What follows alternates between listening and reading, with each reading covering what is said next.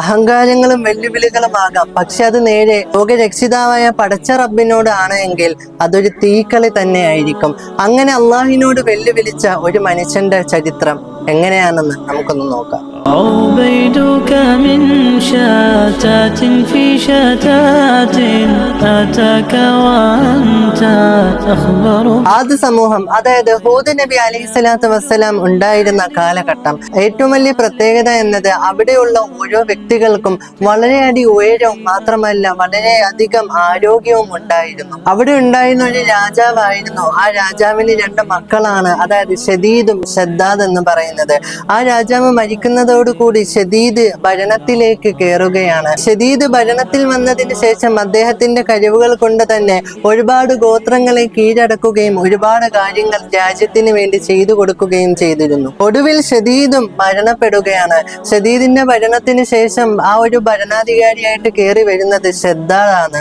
ഷദ്ദാദ് ഭരണത്തിൽ വന്നതിന് ശേഷം ഉണ്ടായിരുന്ന സമ്പത്തും സ്വത്തും കാര്യങ്ങളെല്ലാം സ്വന്തം കൈകര്യങ്ങളിലേക്ക് വന്നതിന് ശേഷം ആ ഒരു രാജ്യത്തിന്റെ ഭരണം അദ്ദേഹത്തിന്റെ കൈകര്യങ്ങളിലേക്ക് വന്നതിന് ശേഷം അദ്ദേഹത്തിനുണ്ടായിരുന്നത് തികച്ചും അഹങ്കാരം തന്നെയായിരുന്നു. അപ്പോഴാണ് ഹൂദ് നബി അലൈഹി സ്വലാത്തു വസ്സലാം ആ ഒരു സ്ഥലത്തേക്ക് പ്രബോധനത്തിനായി എത്തുന്നത് പോലും. ഷദ്ദാദിനെ മാത്രമല്ല അവിടുത്തുള്ള ജനങ്ങളെയും അള്ളാഹുവിന്റെ കൽപ്പന പ്രകാരം അള്ളാഹു സുബ്ഹാനഹു തആല ആരാണെന്നും എന്താണെന്നും ദീനുൽ ഇസ്ലാം എന്താണെന്നെല്ലാം പരിചയപ്പെടുത്തി കൊടുക്കാൻ വേണ്ടി പ്രവാചകൻ ഹൂദ് നബി അലൈഹി സ്വലാത്തു വസ്സലാം അവിടെ വരികയും അള്ളാഹുവിനെ പരിചയപ്പെടുത്തി കൊടുക്കുകയും ദീൻ എന്താണെന്ന് പറഞ്ഞു കൊടുക്കുകയും ചെയ്തു. പിന്നീട് അള്ളാഹുവിന്റെ കൽപ്പനകളും നിരോധനങ്ങളെല്ലാം കറക്റ്റ് അതുപോലെ ജീവിച്ചവർക്ക് മാത്രമാണ് അള്ളാഹു സുബ്ഹാനഹു തആല നാളെ മരിച്ചു ചെല്ലുമ്പോൾ സ്വർഗം കൊടുക്കുന്നതെന്നും പറഞ്ഞു കഴിഞ്ഞു. അപ്പോഴാണ് ഷദ്ദാദ് ഹൂദ് നബി അലൈഹി സ്വലാത്തു വസ്സലാമിനോട് ചോദിക്കുന്നത്, അള്ളാഹു സുബ്ഹാനഹു തആലയുടെ സ്വർഗം എങ്ങനെയാണ്, അതിലുള്ള സവിശേഷതകളും കാര്യങ്ങളൊക്കെ ആ ഒരു അഹങ്കാരിയായ ഷദ്ദാദ് ഹൂദ് നബിയോട് ചോദിക്കുന്നത് പോലും. ശേഷം ഹൂദ് നബി അലൈഹി സ്വലാത്തു വസ്സലാം ആ കാര്യങ്ങളെല്ലാം വിശദീകരിച്ചു കൊടുക്കുകയും ചെയ്തു. പിന്നീട് അഹങ്കാരിയായ ഷദ്ദാദിന്റെ മനസ്സിൽ അള്ളാഹുവിനോടുള്ള വെല്ലുവിളിയാണ് വരുന്നത്. അള്ളാഹു സുബ്ഹാനഹു തആല നിർമ്മിച്ച സ്വർഗത്തേക്കാൾ വളരെ മനോഹരമായ സ്വർഗം ഈ ഭൂമിയിൽ താൻ തന്നെ നിർമ്മിക്കും എന്നൊരു കടുത്ത അഹങ്കാരം ആ ഒരു സമയത്ത് ഷദ്ദാദിന്റെ മനസ്സിൽ ഉണരുകയാണ്. ശേഷം പ്രഗത്ഭരായ ഒരുപാട് ശില്പികളും നിരവധി തൊഴിലാളികളെയും വെച്ചുകൊണ്ട് ലോകത്തിന്റെ നാനാഭാഗത്ത് നിന്നും സ്വർണങ്ങളും ആഭരണങ്ങളും രത്നങ്ങളെല്ലാം കളക്ട് ചെയ്തുകൊണ്ട്, അതായത് ശേഖരിച്ചുകൊണ്ട് അദ്ദേഹം ഈ ഒരു പ്രവർത്തനത്തിലേക്ക് കടന്നു വരികയാണ്. പിന്നെ നൂറ്റാണ്ടുകൾക്ക് ഇപ്പുറമാണ് അദ്ദേഹത്തിന്റെ ആ ഒരു വലിയൊരു സ്വപ്നത്തിന് പരിപൂർണത ഉണ്ടാകുന്നത് പോലും.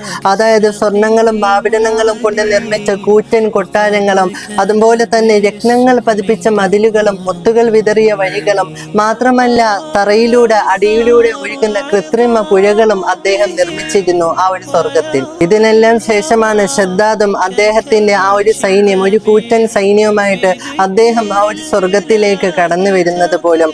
ചരിത്രത്തിലൂടെയും തഫ്സീറുകളിലൂടെയൊക്കെ നമുക്ക് കാണാൻ കഴിയും.